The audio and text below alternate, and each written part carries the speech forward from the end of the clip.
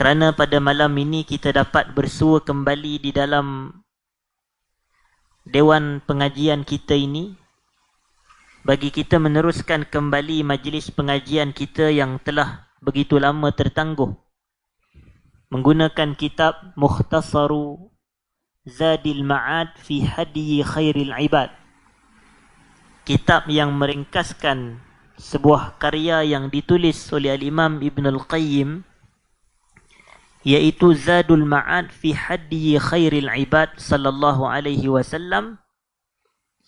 Dan kita pada malam ini, hadirin dan hadirat, berada pada majlis kali yang ke-27 daripada huraian dan perbahasan kitab kita ini. Mengikut catatan saya di sini, kali terakhir kita hadir menyampai kuliah di sini adalah pada 1 Oktober 2020 yang lepas. Jadi pada malam ini 1 April 2021. Maknanya telah hampir atau genap 6 bulan pengajian kita ini tertangguh, dalam erti kata separuh tahun.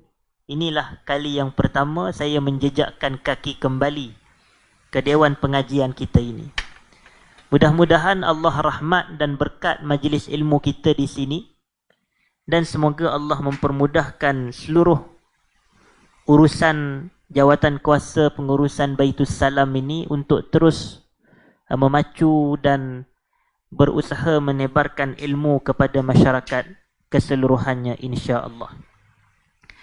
Hadirin dan hadirat yang saya muliakan, kita masih berada pada fasal yang ke-13 daripada perbahasan kitab ringkasan Zadul Ma'ad ini, iaitulah perbahasan faslun fi kuttabihi sallallahu alaihi wasallam. Fasal pada membicarakan berkenaan dengan penulis-penulis wahyu bagi pihak Nabi sallallahu alaihi wasallam, dan kita pada malam ini nak sebut berkenaan antaranya yang masih berbaki. Dalam kuliah yang lepas kita terhenti kepada individu yang disifatkan sebagai salah seorang penulis wahyu. Namanya adalah Thabit ibnu Qais ibn Syammas. Thabit ibn Qais. Kita telah sebutkan bahawasanya Thabit ibn Qais ibn Syammas ini juga merupakan salah seorang dari kalangan sahabat Nabi yang dijamin syurga, menerusi lidah Nabi sallallahu alaihi wasallam sendiri. Macam kita sebut dalam beberapa kuliah sebelum ini, bahawasanya walaupun disebut 10 orang yang mendapat jaminan syurga itu, iaitu Abu Bakar, Umar, Osman, Ali, Talhah bin Ubaidillah, Az-Zubair ibn al-Awwam, Sa'ad bin Abi Waqqas, Sa'id ibn Zaid, Abu Ubaidah al-Jarrah, dan juga Az-Zubair ibn al-Awwam. Walaupun disebut 10 dijamin syurga, adakah itu bermakna tidak ada sahabat yang ke-11 masuk syurga? Kita kata tidak. Bahawasanya apabila Nabi sifatkan 10 orang yang dijamin syurga, itu sama sekali tidak menandakan terkhusus dan terhad 10 sahaja. Nabi kan ramai sahabat. Sebagai contoh, Nabi cerita tentang Bilal, didengar tentang derapan tapak kakinya dalam syurga. Kemudian Nabi menyebut tentang Al-Hasan dan Al-Husain yang merupakan Sayyida Syababi Ahlil Jannah ataupun Sayyida Syababil Jannah, ketua ataupun penghulu bagi segala anak-anak muda dalam syurga adalah Al-Hasan dan Al-Husain. Jadi menunjukkan sebenarnya ramai lagi sahabat yang dijamin syurga, antaranya Thabit ibn Qais ibn Syammas. Dan kisah Thabit ibn Qais ibn Syammas ini ada disebut menjadi satu sebab turunnya ayat yang terdapat di dalam surah Al-Hujurat, yang mana Allah mengatakan dalam ayat yang ke-2, Ya ayyuhallazina amanu la tarfa'u aswatakum fawqa sawtin nabi, kata Allah dalam surah Al-Hujurat ayat yang kedua, yang membawa erti, wahai orang yang beriman, jangan kamu mengangkat suara kamu melebihi suara Nabi. La tarfa'u aswatakum fawqa sautin nabi. Ini akhlak dan adab di hadapan Nabi. Jadi begitu juga apabila kita berada di hadapan para ulama, walaupun tidak ada dalil khusus, tetapi dalil secara umum yang menyebut al-ulama'u warithatul anbiya. Para ulama merupakan waris para nabi. Jadi antara adab dan santunnya kita apabila berdepan dengan para ulama, kita bercakap dengan sopan di hadapan mereka, tidak meninggikan suara apabila berbicara bersama mereka, seperti para sahabat dituntut, jangan angkat suara kamu melebihi suara Nabi. Cara faham sebegini tidak lari daripada konsep yang difahami oleh para ulama juga. Seperti contoh Imam Malik ibn Anas. Kita tahu yang mana Imam Malik ibn Anas merupakan tenaga pengajar di dalam Masjid An-Nabawi di Madinah Al-Munawwarah pada zaman beliau rahimahullah, iaitu pada pertengahan kurun yang kedua hijrah. Pada waktu itu, hadirin dan hadirat, Imam Malik dia mengajar sebuah kitab yang dikaryakan oleh beliau sendiri, namanya Muwatta. Al-Muwatta. Kitab Al-Muwatta diajar dalam Masjid Nabi sallallahu alaihi wasallam, dan setiap kali Imam Malik nak baca hadis-hadis Nabi, beliau akan baca dengan suara yang begitu santun dan sopan. Beliau merendahkan suaranya kerana hadis-hadis merupakan suara Nabi sallallahu alaihi wasallam. Jadi kita tengok betapa adab dan akhlak para ulama kita ini apabila berdepan dengan pribadi Rasulullah. Meski baginda telah wafat, tetapi adab itu masih dikekalkan. Hidup kita ini tidak ada nilai tanpa akhlak dan tanpa adab. Itulah yang menjadi sebab para ulama seperti Abdullah ibn al-Mubarak mengatakan, kami dahulu mempelajari adab selama 30 tahun. Selepas daripada itu barulah kami menuntut ilmu. Ini kita nak gambarkan. Tetapi nak jadi peristiwa, Sabit ibn Qais bin Syammas yang merupakan salah seorang penulis wahyu ini, beliau ini Allah jadikan sifat pribadi beliau bersuara keras. Kan sebahagian kita pun jenis ada rakan-rakan kita yang suara dia kuat. Dia bukan jenis lahir-lahir suara lembut, suara perlahan, tidak. Tetapi memang dia dilahir dengan suara yang keras, suara yang tegas, suara yang kuat. Lalu apabila Allah Subhanahu wa taala menurunkan ayat ini, ya ayyuhallazina amanu la tarfa'u aswatakum fawqa sautin nabi, kemudian Allah kata wala tajharu lahu bil qaul, jangan jaharkan, keraskan suara kamu apabila berbicara dengan baginda, an tahbata a'malukum wa antum la tash'urun. Kerana perbuatan mengeraskan suara di hadapan Nabi boleh menyebabkan amalan kamu itu terhapus. Amalan terhapus. Wa antum la tash'urun, kata Allah, dalam keadaan kamu tidak menyedari yang pahala kamu terhapus. Kenapa pahala terhapus? Kerana percaya hadirin dan hadirat, setiap kali kita melakukan kejahatan-kejahatan yang besar seperti itu, amalan kita ini akan jadi sia-sia. Dalam erti kata kita ini, amalan kita pahalanya berkurangan. Itu maksud dia. Sama macam orang puasa lah. Orang puasa dia tak digalak untuk dia bohong, untuk dia ini mengumpat, untuk dia ini mengadu domba, memfitnah, mengaibkan. Sebab apa? Sebab perkara itu termasuk perkara yang mengurangkan pahala puasa dia. Jadi begitulah juga sikap. Perbuatan yang meninggikan suara depan Nabi boleh menyebab amalan terhapus, iaitu mengurangkan pahala dia kurang dalam keadaan dia tak sedar. Maka Sabit ibn Qais bin Syammas, bila dia dengar ayat tersebut, maka dia gementar, timbul rasa takut, dia menangis, pulang ke rumah dan dia bersendirian di dalam rumahnya. Sehingga kepada tahap beliau tidak mampu dan tidak mahu nak keluar rumah kerana beliau menyangkakan ayat itu turun kepada beliau. Kerana suaranya keras, suaranya tinggi. Jadi dia kata, habis dah aku ni. Ayat ni turun kepada aku. Antahbata a'malukum, amalan terhapus, wa antum la tash'urun. Itulah sikap para sahabat. Mereka ni kalau ada ayat-ayat yang menzahirkan mereka tersilap, mereka cepat-cepat terasa. Takut mereka lah yang dimaksudkan. Kerana zaman itu zaman penurunan wahyu. Zaman Nabi kita ini zaman penurunan wahyu. Kita ni datanglah teguran bagaimanapun kepada kita, mungkin kita kata, yang silap tu orang lain kot. Nampak?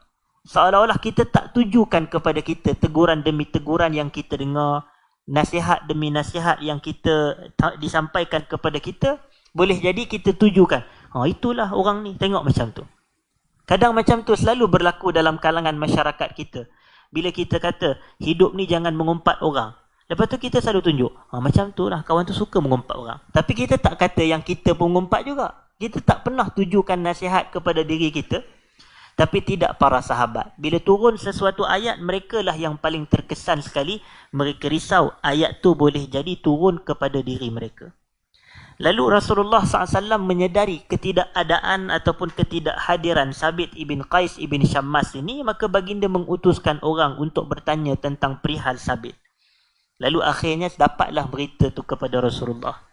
Bila dapat berita tu kepada Rasulullah, sebenarnya baginda menjelaskan ayat itu bukan turun kepada Sabit ibn Qais. Lalu Nabi memberi satu ketenangan ucapan kepada Sabit, ya Sabit, ama tarda an takuna ataupun an ta'isha sa'ida. Wahai Sabit, kamu tak reda ke untuk kamu ini hidup dalam keadaan bahagia? Kemudian wa an tuqtal syahida, kamu mati syahid. Wa an tadkhulal jannah, dan kamu akan masuk ke dalam syurga. Tak reda ke kamu dengan perkara-perkara tersebut, kata Nabi. Ya Sabit, amma tarda an ta'isha sa'idan wa tuqtal syahidan wa tadkhulal jannah. Tak reda ke? Kemudian itulah dalil yang merunjukkan bahawasanya Sabit ibn Qais merupakan salah seorang daripada ahli syurga yang disebut oleh Nabi sallallahu alaihi wasallam. Kemudian sahabat yang berikutnya yang tergolong dalam kalangan penulis-penulis wahyu adalah Hanzalah ibn Rabi' al-Usaidi. Hanzalah ibn Rabi' al-Usaidi. Kadang-kadang sahabat-sahabat ini yang kita jarang dengar nama mereka. Boleh jadi kerana mereka ini adalah dalam kalangan sirarus sahabah. Sahabat-sahabat yang kecil, yang junior. Mereka mendapat gelaran sahabat kerana mereka mencakupi 3 ciri sahabat. Iaitu mereka berjumpa Nabi, beriman dengan Nabi dan mati dalam keadaan beriman dengan Nabi sallallahu alaihi wasallam. Kemudian berikutnya adalah Al-Mughirah ibn Syu'bah. Al-Mughirah ibn Syu'bah juga dalam kalangan para penulis wahyu bagi pihak Nabi sallallahu alaihi wasallam. Juga berikutnya Abdullah bin Rawahah. Abdullah bin Rawahah juga dari kalangan para sahabat radhiyallahu anhu. Dan berikutnya adalah seorang tokoh sahabat yang utama, yang masyhur, namanya Khalid ibn al-Walid. Khalid ibn al-Walid. Kita biasa dengar nama Khalid al-Walid ataupun Khalid ibn al-Walid ini. Beliau merupakan seorang sahabat Nabi sallallahu alaihi wasallam yang diamanahkan sebagai panglima angkatan tentera. Biasa dalam medan jihad, Khalid al-Walid diberikan amanah untuk mengetuai peperangan. Nabi percaya kepada dia. Kerana apa? Kerana sifat dan sikap yang ada pada pribadi beliau.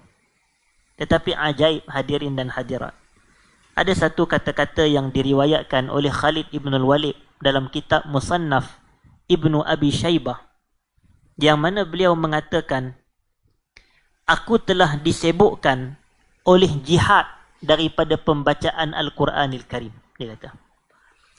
Dia kata syaghalanil jihad an tilawati kitabi rabbi. Dia kata, aku telah disibukkan oleh berjihad di jalan Allah daripada aku ni membaca Quran.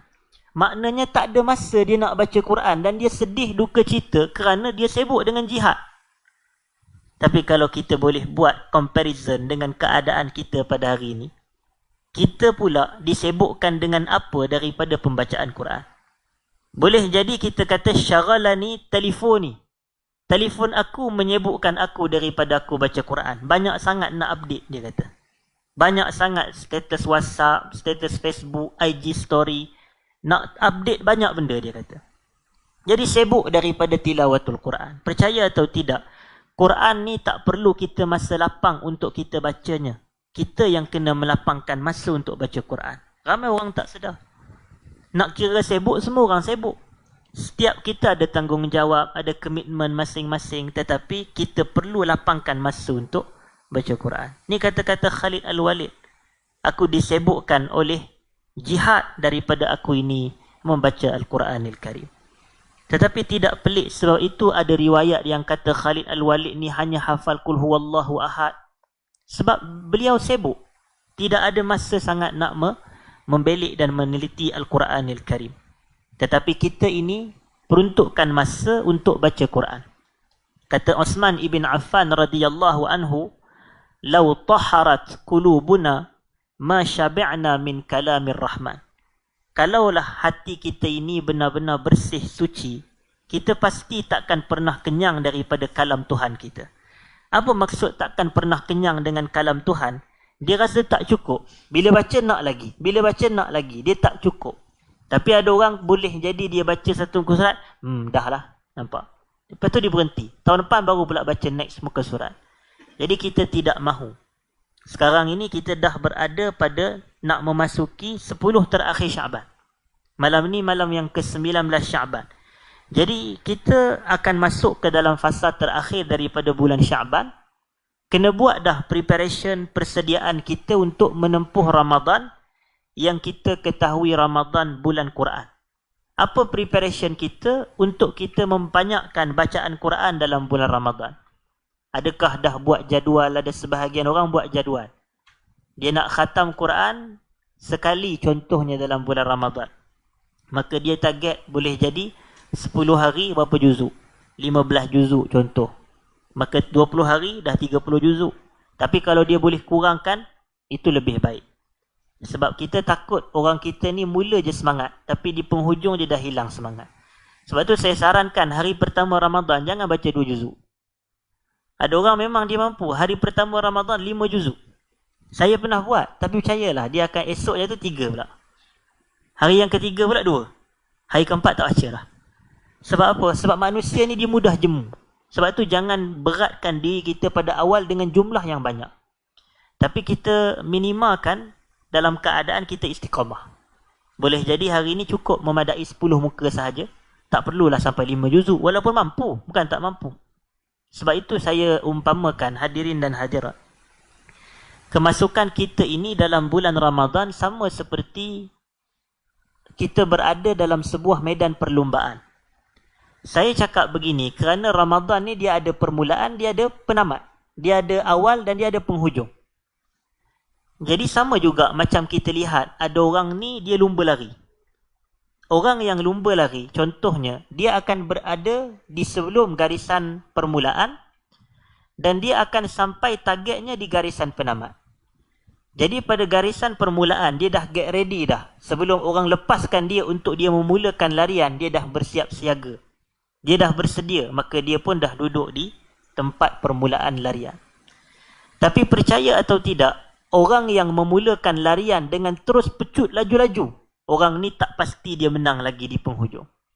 Belum tentu orang yang memulakan larian dengan pecutan yang begitu pantas, di akhir dialah yang paling awal sampai ke garisan penamat. Tak semestinya. Boleh jadi dia pecut laju-laju sampai pertengahan, maka dia pun dah pancit dah orang kata. Jadi orang yang mula start perlahan ataupun dia mula biasa sahaja, dia kontrol nafas, perjalanan, gerak langkah, hujung dia sampai dulu. Jadi macam tu juga kita dalam setiap amalan soleh. Masuk bulan Ramadan sama seperti itulah. Orang kita malam pertama, okey, kalau boleh 36 rakaat buat pun nak buat 36 rakaat tarawih. Dia laju, dia semangat, dia bersungguh sebab malam first Ramadan. Esok malam baru dia dah kena sekali ayam percik bazar Ramadan, baru dia tahu lepas itu apa jadi pada tarawih dia. Sebab malam pertama Ramadan belum kena ayam percik lagi. Malam kedua, iaitu malam kedua Ramadan, yang ni malam pertama. Iaitu malam pertama kita berbuka puasa itu. Waktu itu baru kita akan tahu bezanya malam pertama dengan malam kedua. Jadi jangan kita terlampau laju dan terlampau nak. Amalan dikira berdasarkan penutup.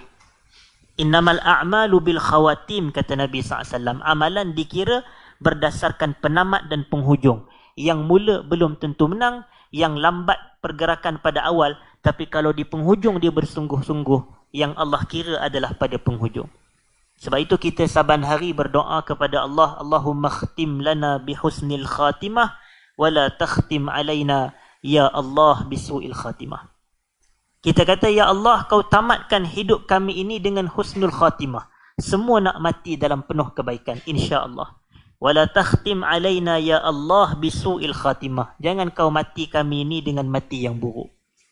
Jadi sebab itu ada sebuah kata-kata yang disebut oleh Syekhul Islam Ibn Taymiyah rahimahullah. Dia kata apa dalam kitabnya Majmu'atul Fatawa? Al-ibratu bikamalin nihayah la binaqsil bidayah. Yang diambil kira, diambil i'tibar dalam kehidupan kita ini adalah penghujung hidup yang sempurna, bukan pengawalan hidup yang penuh kekurangan dan kemaksiatan.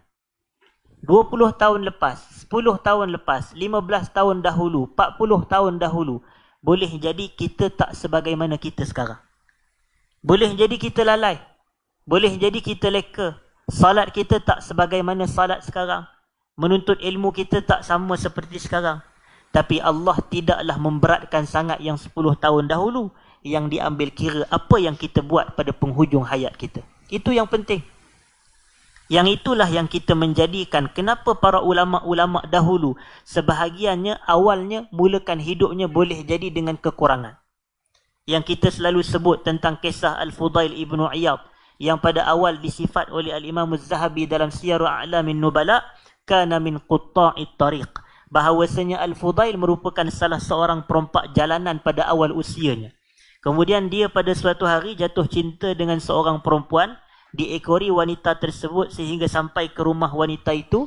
Dia panjat tembok dan dinding untuk mengintai wanita tersebut. Tiba-tiba beliau terdengar suatu firman Allah yang membacakan, yang mana disebut, alam ya'ni lilladzina amanu an takhsha'a qulubuhum li dzikrillah. Belum sampaikah masanya untuk orang beriman itu khusyuk jantung hatinya dengan ingat kepada Allah? Belum sampai ke masanya untuk kita ni khusyuk hati kita untuk zikrullah. Kemudian dia terkejut dengan ayat tersebut. Dia menurunkan dirinya daripada tembok, lalu dia berkata, bala ya Rabb wa qad'an. Bahkan wahai Tuhan, sekarang telah sampai masanya. Mulai daripada itu dia bertaubat sehingga menjadikan dia itu adalah min kibari awliyaillah. Antara wali Allah yang paling besar atas muka dunia ini adalah Al-Fudail Ibn Iyad, yang disifatkan oleh para ulama sebagai orang kata antara yang paling zuhud, yang paling wara', yang paling alim, yang paling takwa kepada Allah. Tetapi tengok, manusia berubah. Jadi sama juga, kita yang penting penghujung. Jadi sebab itu, kita apabila menyambut ketibaan Ramadan yang bakal datang, ingat pada awal-awal jangan terlampau bersemangat. Kita kekal yang wajib tetapi kita istiqamah. Bacaan Quran dan juga salatut tarawih. InsyaAllah kita akan istiqamah. Kemudian kita nak pergi kepada penulis wahyu yang berikutnya adalah Khalid ibn Sa'id ibn al-As. Khalid ibn Sa'id ibn al-As, dan dikatakan innahu awwala man kataba lahu. Dikatakan bahawasanya Khalid bin Sa'id adalah individu terawal yang menuliskan wahyu bagi pihak Nabi sallallahu alaihi wa ala alihi wasallam. Kemudian adalah Sayyiduna Muawiyah ibn Abi Sufyan. Kita tahu Muawiyah ibn Abi Sufyan ini adalah sebenarnya adik ipar kepada Nabi sallallahu alaihi wasallam. Ini kerana kakaknya yang bernama Ummu Habibah Ramlah bintu Abi Sufyan itu adalah isteri Nabi. Ummu Habibah Ramlah bintu Abi Sufyan, yang menjadi perbahasan kisah panjang antara suaminya dengan dia, yang disebut suaminya sebagai Ubaidullah ibn Jahash itu. Yang berlaku khilaf dalam kalangan asatizah kita pun, Ubaidullah bin Jahash ni sahabat Nabi ke atau dia mati kafir ketika penghijrahan di Habsyah bersama dengan Ramlah bintu Abi Sufyan.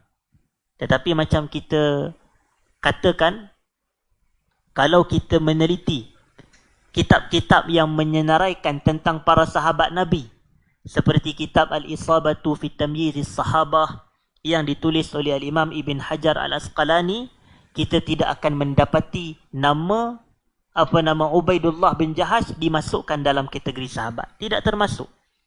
Menunjukkan majoriti ulama, bahkan Ibn Katsir lagi lah mengatakan laknatullahi alaih. Menunjukkan dia bukan sahabat. Takkanlah mana mungkin kita Ibn Katsir, ulama Al-Hafiz, yang nak mudah-mudahan melaknat. Jadi menunjukkan benar dia tidak termasuk dalam kalangan sahabat. Walaupun saya tahu dalam kalangan asatizah kita memang ada perbahasan ini. Tapi saya cadang, mungkin yang belum beli buku isteri Nabi tu, Ummahatul Mukminin yang ditulis oleh Dr. Zaimi tu, sila beli dan baca. Sebab dalam itu ada perbahasan berkenaan dengan ini dan kecenderungan penulis kitab yang mana beliau rajahkan, yang mana yang lebih tepat di sisi beliau. Jadi Ummu Habibah Ramlah bintu Abi Sufyan adalah anak kepada Abu Sufyan. Dan kita tahu Abu Sufyan ni adalah pembesar Mekah. Dia dari kalangan Quraisy yang mana dia itu pada awalnya memusuhi Nabi SAW. Hatta pada peristiwa Fathu Makkah pun, pembukaan kota Mekah, Abu Sufyan belum Islam lagi. Abu Sufyan belum memeluk Islam. Sehingga kan kata Nabi SAW pada hari pembukaan kota Mekah, Nabi mengatakan bahawasanya man dakhala masjidal harami fahuwa amin wa man dakhala baita Abi Sufyana fahuwa amin. Pada hari ini kata Nabi, siapa masuk dalam Masjidil Haram, dia akan aman di Mekah tu. Waktu tu Nabi buka kota Mekah. Siapa masuk ke dalam Masjidil Haram pada hari ini dia aman. Wa man dakhala baita Abi Sufyan fahuwa amin. Dan pada hari ini juga siapa masuk rumah Abu Sufyan pun dia aman juga. Maknanya tak ada permusuhan walaupun waktu itu Abu Sufyan belum Islam lagi. Tapi ini antara teknik uslub Nabi dalam dakwah, nak menjaga hati tertentu dan tidak terlalu keras pada awal-awal dakwah sedemikian. Jadi Abu Sufyan akhir lama kelamaan Allah beri hidayah kepadanya memeluk Islam. Dan Allah takdirkan anaknya Ramlah bintu Abi Sufyan itu juga merupakan isteri Nabi SAW. Jadi ini fadilat besar menjadi isteri Nabi. Sebab itu ada sebahagian isteri Nabi seperti Saudah bintu Zam'ah yang merupakan isteri kedua sebelum daripada Aisyah dan selepas daripada Khadijah. Saudah ni dia kata, wahai Rasulullah, tak apalah aku ni dah tua, dah aku tak berhajat kepada nafsu sangat. Aku hadiahkan, aku berikan malam-malam kau bersama dengan aku kepada Aisyah. Yang penting kau kekalkan aku sebagai isteri supaya aku ni dapat fadilat di akhirat kelak. Itu sahaja yang dia nak. Jadi dia bukan, sebab dia pun orang kata waktu itu dah uzur, dah tua. Orang kata dia adalah sahabat sebaya dengan Sayyidah Khadijah radhiyallahu ta'ala anha. Jadi salah seorang penulis wahyu adalah Muawiyah ibn Abi Sufyan, anak kepada Ibn Abi Sufyan, dan kedua-duanya merupakan sahabat kepada Nabi SAW. Dan yang berikutnya, yang terakhir adalah Zaid ibn Sabit. Zaid ibn Sabit radhiyallahu ta'ala anhu, wa kana alzamahum lihadza sya'ni wa akhassahum bihi. Dan Zaid bin Sabit merupakan individu yang paling melazimi penulisan wahyu bagi pihak Nabi SAW. Jadi Zaid bin Sabit inilah yang paling terkenal sekali berbanding Abu Bakar, Umar, Osman, Ali, Az-Zubair ibn al-Awwam, Amir bin Fuhairah, Ubay bin Ka'ab dan seumpamanya. Kemudian kita masuk ke dalam fasal yang baharu, hadirin dan hadirat yang dimuliakan. Faslun fi kutubihi sallallahu alaihi wasallam allati katabaha ila ahli al-islami fi syara'i. Fasal pada menceritakan berkenaan dengan surat-surat Nabi yang ditulis, yang diutuskan kepada penduduk Islam berkenaan dengan pensyariatan ibadat amalan tertentu. Faminha, antara kitab yang ditulis adalah berkenaan dengan sadaqat. Faminha kitabuhu fis sadaqat. Sadaqat ni adalah plural atau kata banyak daripada as-sadaqah, sedekah. Dan sedekah adalah ibadat harta. Hukum sedekah ada dua. Yang utama, pertama wajib, yang kedua sunat. Sedekah wajib namanya adalah zakat, manakala sedekah sunat adalah selain daripada zakat yang wajib. Macam kita sedekah di tabung Baitul Salam ke, atau masjid kita pergi ke, tabung surau kita hadir. Sedekah tu hukumnya sunat. Atau masa kita makan di restoran, tiba-tiba datang orang nak menjual tisu, maka kita pun belilah tisu. Contoh. Tapi kita bagi lebih lah. Kadang tisu tu boleh jadi 5 kupang, kita bagi 2-3 ringgit. Contoh. Itu sedekah. Yang tu hukumnya apa? Itu hukumnya sunat. Jadi kitab berkenaan dengan sadaqat allazi kana 'inda Abi Bakar, yang mana terdapat berada di sisi Abu Bakar. Wa katabahu Abu Bakar, kemudian Abu Bakar menulisnya pula kepada Anas bin Malik lamma wajjahahu ila al-Bahrain, ketika mana Abu Bakar menghantarkan Anas menuju ke Bahrain. Wa alaihi amalul jumhur. Okey. Wa minha kitabuhu ila ahli Yaman, antaranya juga adalah kitab Nabi kita sallallahu alaihi wasallam kepada penduduk Yaman. Wa huwa al-kitabul ladzi rawahu Abu Bakar ibn Amr ibn Hazim an abihi an jaddihi. Okey, jadi maknanya Nabi nak hantar surat kepada penduduk-penduduk Islam di merata tempat pada zaman baginda untuk menjelaskan tentang pensyariatan amalan ibadat dan amal-amal yang tertentu, atau pensyariatan amalan tertentu. Itulah maksudnya. Kemudian kita masuk kepada fasal yang ke-15 pula. Faslun fi rusulihi sallallahu alaihi wasallam wa kutubihi ilal muluk. Fasal pada membicarakan berkenaan dengan utusan-utusan Nabi sallallahu alaihi wasallam dan surat-surat baginda kepada pembesar-pembesar atau raja-raja pada ketika itu. Nabi ini Rasulullah, utusan Allah. Dalam masa yang sama, Nabi juga mempunyai utusan-utusan baginda yang tersendiri, iaitu untuk menghantarkan atau menyampaikan dakwah daripada pihak baginda. Dan yang pasti lebih utama adalah Rasulullah, kerana Rasulullah utusan Allah dipilih oleh Allah, manakala Rasulullah, utusan-utusan Rasulullah pula dipilih oleh Rasulullah. Baik. Dan sudah pasti ada hukum-hukum yang berbeza. Rasulullah hukumnya lain, tapi utusan kepada Rasulullah pula hukum dia adalah tidak sama kedudukannya. Kemudian disebut kata penulis kitab, lamma raja'a minal Hudaybiyati kataba ila mulukil ard. Ketika mana baginda pulang daripada Hudaybiyah, iaitu peperangan Hudaybiyah, baginda menulis surat kepada pembesar-pembesar negara serta menghantarkan utusan-utusan mereka. Maknanya Nabi tak hantar satu, Nabi hantar dua. Yang pertama surat, yang kedua utusan nak menyampaikan surat tersebut atau untuk membacakan surat tersebut dan memberi kefahaman terhadap inti kandungannya, atau untuk bertanyakan soalan daripada raja kepada utusan tersebut. Sebab berlaku dialog. Bila Nabi ada hantar surat, surat tu dibaca oleh penyampai surat atau utusan Nabi dan berlaku dialog antara mereka, yakni raja itu dengan yang utusan Nabi itu. Jadi ada masa, ada ruang untuk mereka discuss. Dan adakan orang kata Q&A. Raja itu tanya, utusan Nabi ini memberikan jawapan balas. Lalu Nabi SAW antaranya fakataba ila Rum. Nabi menghantar surat kepada Rum. Faqila lahu. Lalu dikatakan kepada Nabi SAW, innahum la yaqra'una kitaban illa ayyakuna makhtuman fattakhaza khataman min fiddatin wa naqasha alaihi salasata astur. Yang membawa maksud, sesungguhnya mereka ini penduduk-penduduk Rom, wahai Rasulullah, mereka ini tidak akan membaca kitab kecuali kitab itu disertakan dengan cop. Disertakan dengan cop. Fattakhaza khataman. Lalu Nabi pun ambillah sebuah cincin yang diperbuat daripada perak, lalu diukir di atas cincin tersebut dengan 3 baris.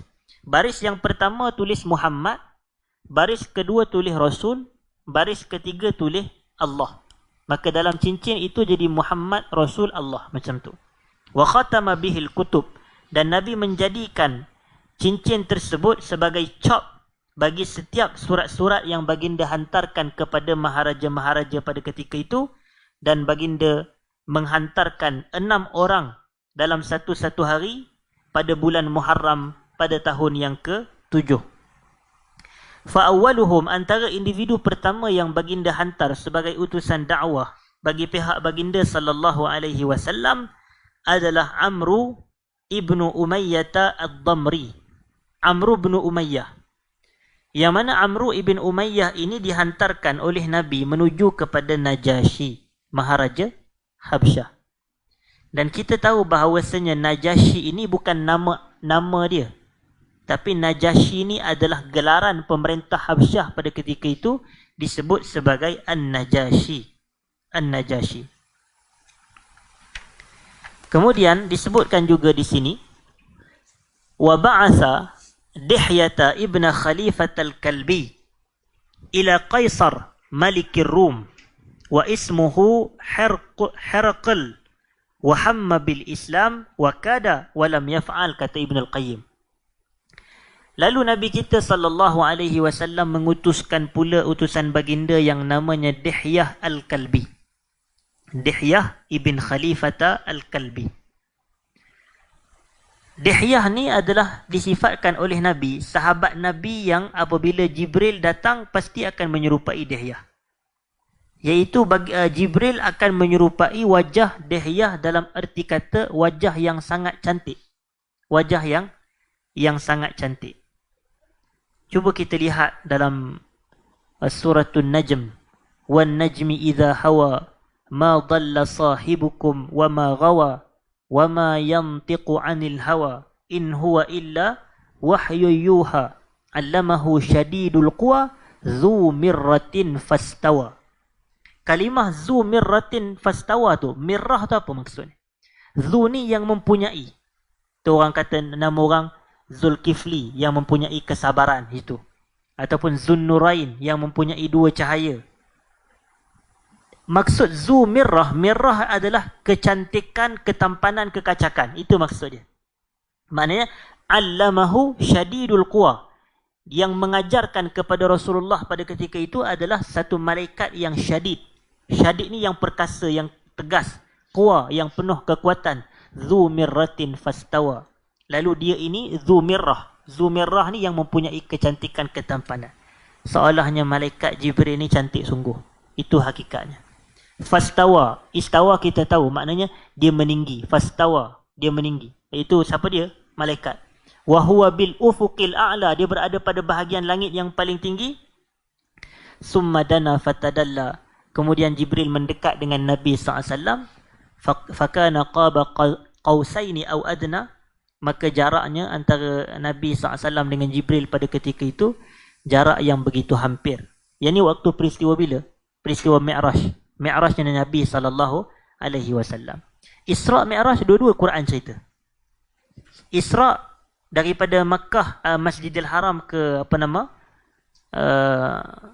Masjidil Aqsa itu di Palestin, disebut dalam ayat pertama surah Al-Isra'. Manakala peristiwa Mi'raj Allah sebut secara indirectly dalam surah An-Najmi, suratul Najm, surah bintang itu. Cuba tengok dalam ayat yang keempat atau ayat yang kelima, mulai daripada allamahu syadidul quwa itu. Jadi peristiwa itu berlaku, dan Dihyah ini kenapa? Kenapa dia adalah individu yang paling kacak dalam kalangan para sahabat Nabi SAW. Sebenarnya ini juga adalah satu isyarat yang disebut oleh ulama-ulama hadis. Kalau kita nak hantar orang dakwah bagi pihak kita, nak ajak orang, pastikan pakaian penampilan dia segak. Itu maksud dia. Ni kadang kita pun, bukan nak katalah sebagai orang nak buat takaful, nak ajak kita apa kan. Tapi tengok Allah, pakaian pun contoh. Jadi benda-benda ini image. Sama juga macam ustaz-ustaz nak menyampaikan agama, duk ceritalah Islam ni an-nazafatu minal iman, kebersihan sebahagian daripada iman. Kemudian hadis Nabi SAW, at-tuhuru syatrul iman, bersuci adalah separuh daripada keimanan. Tengok dia ustaz kotor, nampak baju contoh. Boleh jadi saki-baki gulai semalam pada hari. Bukan gulai pagi tadi, semalam. Menunjukkan kadang kita tak jaga penampilan. Sebab itu kena segak. Jadi ini antaranya Dihyah ibn Khalifat al-Kalbi, orang segak Nabi hantar kepada pembesar Rom. Namanya adalah Herqal. Qaisar tu dia punya gelaran. Nama dia Herqal. Qaisar Malikir Rum. Wahamma bil Islam, dan dia ada keinginan nak memeluk Islam. Dia ada keinginan. Wakada, hampir-hampir kata Ibn al-Qayyim, walam yaf'al, tetapi dia tak buat. Rugi kita. Rugi dia, bukan rugi kita, rugi dia. Kita alhamdulillah Allah lahirkan kita Muslim, dan insya-Allah kita mati dalam keadaan Muslim. Kemudian kisah ini dirakam panjang di dalam Sahih al-Bukhari. Kita tahu dalam Sahih al-Bukhari Al-Imam Al-Bukhari ada memasukkan sebuah hadis yang menceritakan bagaimanakah kembara Dihyah ibn Khalifat al-Kalbi ini menuju kepada pembesar Rom yang disebut sebagai Herqal itu. Dan dibagikan surat.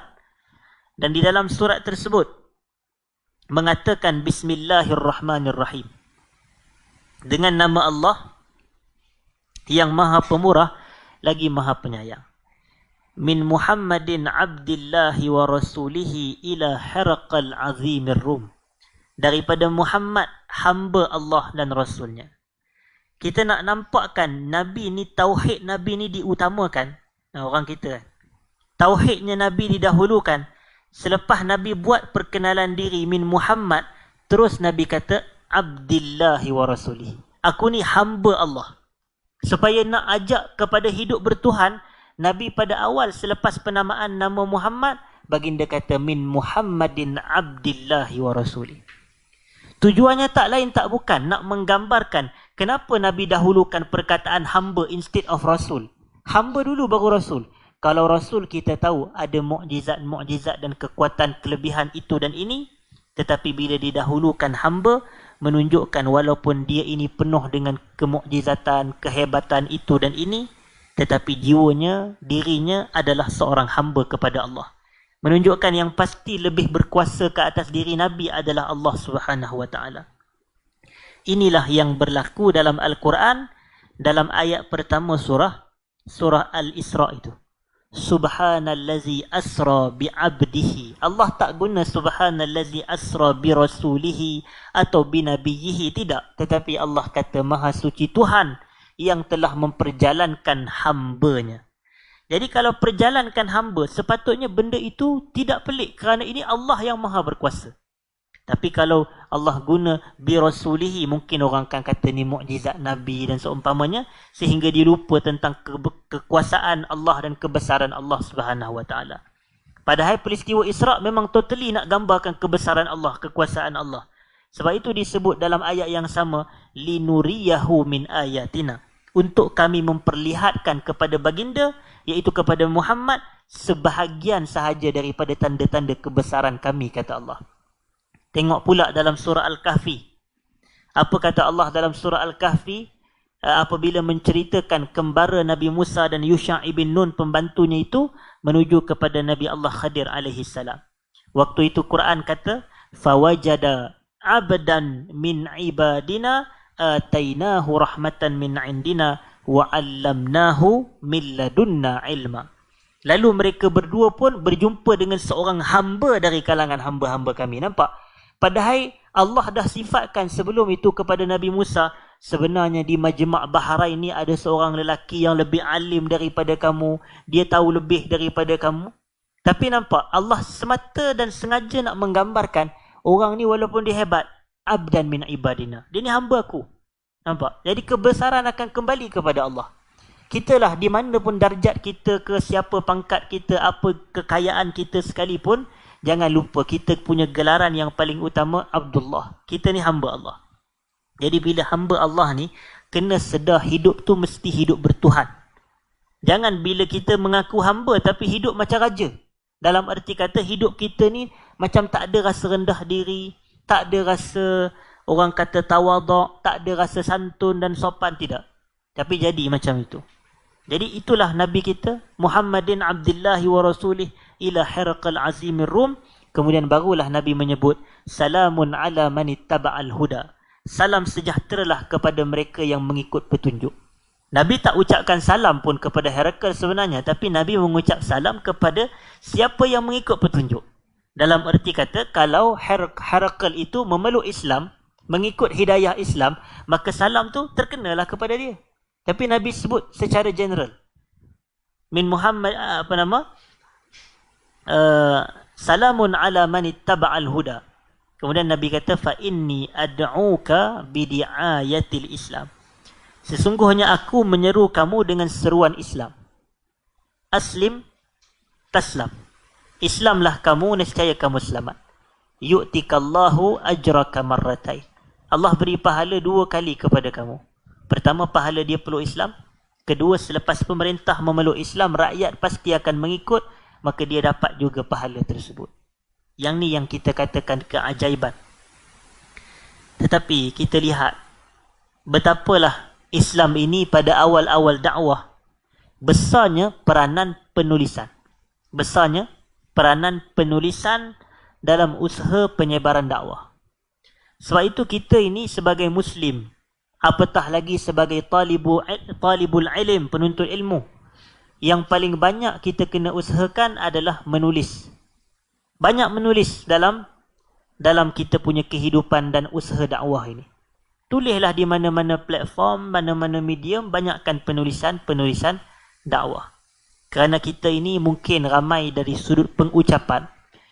Pengucapan ini mungkin tak ramai orang yang dia mahir bercakap, ataupun petah berkata-kata, ataupun pandai nak memahamkan audien dan pendengar. Boleh jadi susah. Tapi tulis. Satu lagi pula, kalau kita nak bercakap, dia memerlukan tauliah. Tapi nak menulis tak payah tauliah. Jadi tulislah. Apa yang nak menghalang kita? Kalau kita nak berceramah, mungkin orang kata, Allah nak kena pergi ambil tauliah. Walaupun saya memang cenderung kepada ambil tauliah. Tetapi kita mungkin ada benda yang kita sukar, kita sulit, apa semua. Tapi kalau kita nak menulis, dia tak ada sangat halangan-halangan. Tulislah di media sosial. Tak ada siapa nak larang. Melainkan kalau tulis benda-benda sensitif sangat tu, baru SKMM cari. Tetapi maksud saya adalah tulislah apa dakwah. Takkan orang nak kacau. Kita tak ada siapa nak kacau. Jadi sebab itu kita tengok macam mana Nabi kita ni SAW pada awal-awal hantar surat, tak, kita pun kena buat benda yang sama juga. Kena gunakan, orang kata, mata pena kita itu penulisan kita. Sebab tu banyakkan medium-medium.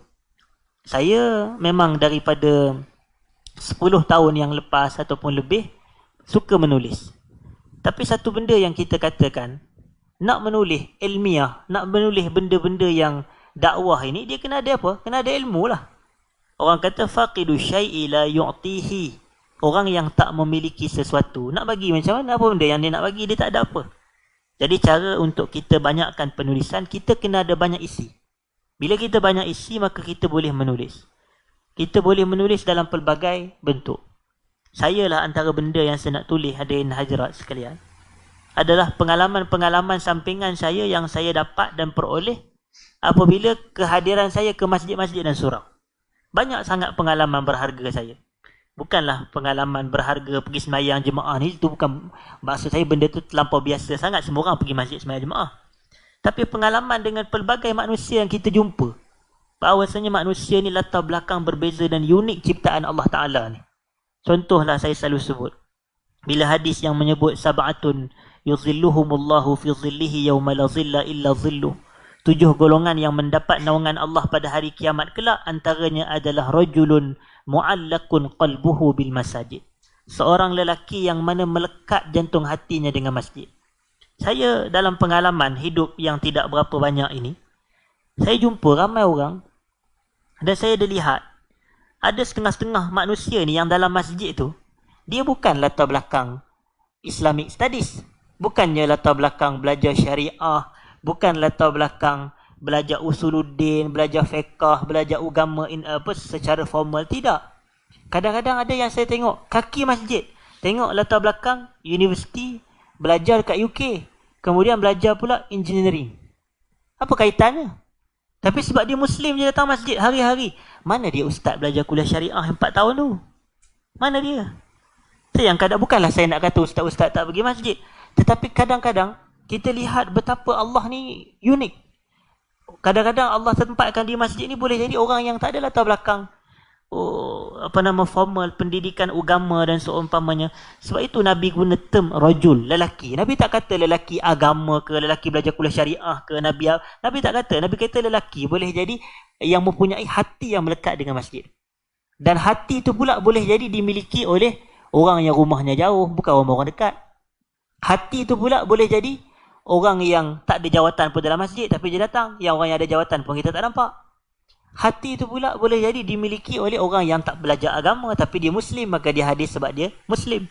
Tapi yang ni unik kita katakan. Sebab itu ada sebuah kisah yang dinukil oleh Al-Imam Ibn Hajar Al-Asqalani rahimahullah dalam kitabnya Taqribut Tahzib, berkenaan seorang perawi hadis namanya Maimun Ibn Mihran. Maimun Ibn Mihran. Apa kata Ibnu Hajar Al-Asqalani? Maimun bin Mihran ni dia adalah wakana najjaran. Beliau adalah seorang tukang kayu dia. Wakana najjaran. Beliau merupakan seorang tukang kayu. Wakana iza sami'al azan. Beliau ni apabila beliau mendengar azan dan pada tangan dia ada mitraqah. tangan dia ada penukul kayu. Beliau tidak akan menyambung ketukan buat kali yang kedua, beliau letak dan beliau terus pergi ke masjid. Itu dia. Ni yang saya tulis. Masa itu saya masih belajar di Jordan. Waktu itulah. Masa itu saya kata di Facebook saya, Maimun bin Mihran seorang tukang kayu, dengar azan stop kerja pergi ke masjid. Dia bukan pelajar kuliah syariah. Tapi pelajar kuliah syariah, waktu azan apa dia buat? Contoh, boleh jadi main gitar. Boleh jadi buat benda-benda lain, tidur ke, tak pergi pun. Tapi nampak, ini beza. Ini kadang-kadang unik Allah Ta'ala bagi. Jadi kalau boleh ditulis dan dibukukan, Allah, saya rasa pengalaman banyak. Jadi maksud yang poin yang cuba saya nak tekankan adalah bagaimana Nabi menjadikan utusan tulisan ni sebagai salah satu metod dalam dakwah. Bahawasanya dakwah ni ada orang kata, nak dakwah kena, orang kata pakai serban lah. Tak semestinya. Tak semestinya kena pakai jubah dulu. Tak semestinya kena ada orang kata apa? Ada ilmu yang banyak. Tak. Kalau kita boleh tulis kebaikan, memadai. Tapi banyak membaca. Bila kita banyak membaca, insyaAllah kita banyak maklumat dan fakta. Kalau kita keliru, rujuk kepada asatizah. Dan kalau kita dah yakin, maka kita sharekan kepada rakan-rakan kita yang lain. Tetapi akhirnya Herakl ini dia hamma bil Islam. Dia ada keinginan nak memeluk Islam, tetapi dia takut. Dia hampir-hampir dah, tapi dia takut. Walam yaf'al. Jadi itulah hidayah Allah. Hidayah ni ada dua. Pertama, hidayatul taufiq. Yang kedua, hidayatul irsyad. Hidayah taufiq ni adalah hak mutlak Allah Ta'ala. Manakala hidayatul irsyad ni adalah yang diajarkan oleh Nabi SAW. Itu yang Quran kata, innaka la tahdi man ahbabta, walakinallaha yahdi man yasha. Sungguhnya kamu, wahai Muhammad, tak dapat memberi hidayah taufik kepada siapa sahaja yang kamu nak, kamu sayang. Tetapi Allah yang memberi hidayah taufik kepada siapa sahaja yang Allah kehendaki. Jadi mudah-mudahan bila kita doa-doa pagi petang, ihdinas siratal mustaqim, Allah beri kita hidayah taufik, insya-Allah. Dan yang terakhir, wa ba'asa Abdullah ibn Huzafah as-Sahmi ila Kisra. Dan Nabi SAW mengutuskan Abdullah bin Huzafah as-Sahmi kepada Kisra. Kisra ni adalah pembesar Maharaja apa? Maharaja Parsi. Kemudian dikatakan di sini, wa ismuhu Abrawais ibn Hurmus ibn Anushurwan. Dia ini orang kata mudah aja Kisra lah, gelaran bagi Maharaja Parsi, Maharaja Rom, Kaisar. Lalu bila sampai sahaja surat yang dibawa oleh Abdullah bin Huzafah ni, sampai sahaja surat kepada Kisra ini tadi, famazzaqa kitaban Nabi sallallahu alaihi wasallam, maka dia pun merobekkan, dia mengoyakkan utusan atau surat Nabi sallallahu alaihi wasallam. Bila Nabi dengar sahaja berita tersebut, maka Nabi pun sallallahu alaihi wasallam berdoa, Allahumma mazziq mulkahu, ya Allah, kau robek-robekkanlah kerajaan Kisra ni. Maknanya kau hancur cerai-beraikanlah kerajaan Kisra.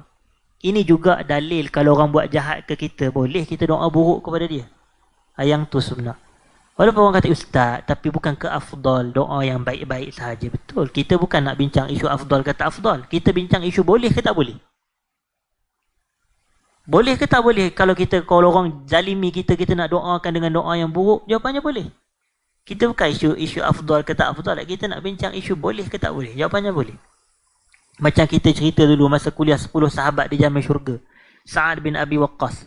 Kan ada seorang lelaki fitnah Sa'ad ni dengan macam-macam tuduhan. Kata dia buat zalim itu dan ini. Tapi Sa'ad mudah angkat tangan doa pada Allah Ta'ala. Dia kata, Allahumma atil umrahu. Kemudian, wa'mi basarahu wa'arridhu lil fitan. Ya Allah, kau panjangkan umur lelaki ni. Kau butakan mata dia dan kau timpakanlah fitnah ke atas diri dia. Dan memang betul, lelaki ni panjang umurnya sampai dia punya kening ni putih sampai jatuh ke bawah-bawah ni.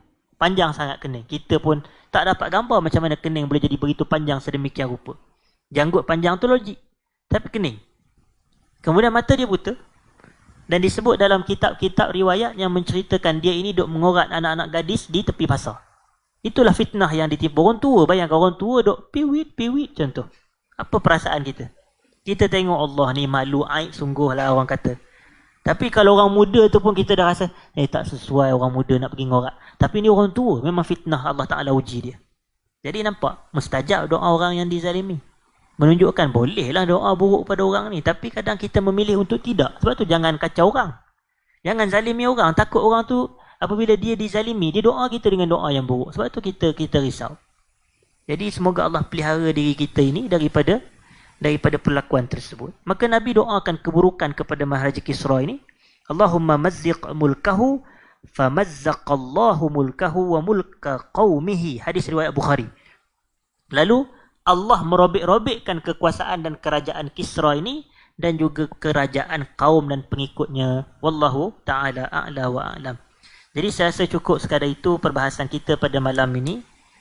Saya minta maaf jika ada salah silap dan terkasar bahasa. InsyaAllah next kuliah ada ke 2 minggu lagi? Di sini ke Salak Tinggi? Di Salak Selatan.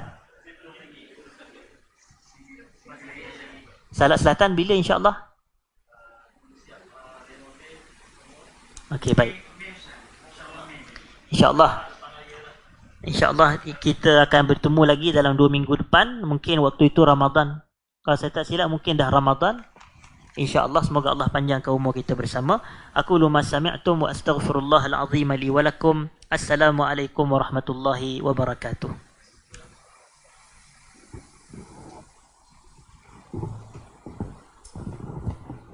Alhamdulillah, jazakumullah khairan katsira kepada Ustaz. Sikit pengumuman yang kalau kita dapat lihat esok insya-Allah Syarhus Sunnah insya-Allah ada. Kemudian ditambah lagi Sabtu ni pagi untuk kita melepas rindu dengan Ustaz Yasir Ramli. Ada daurah Sabtu ni jam 9 pagi dengan Ustaz Yasir berkenaan Quran.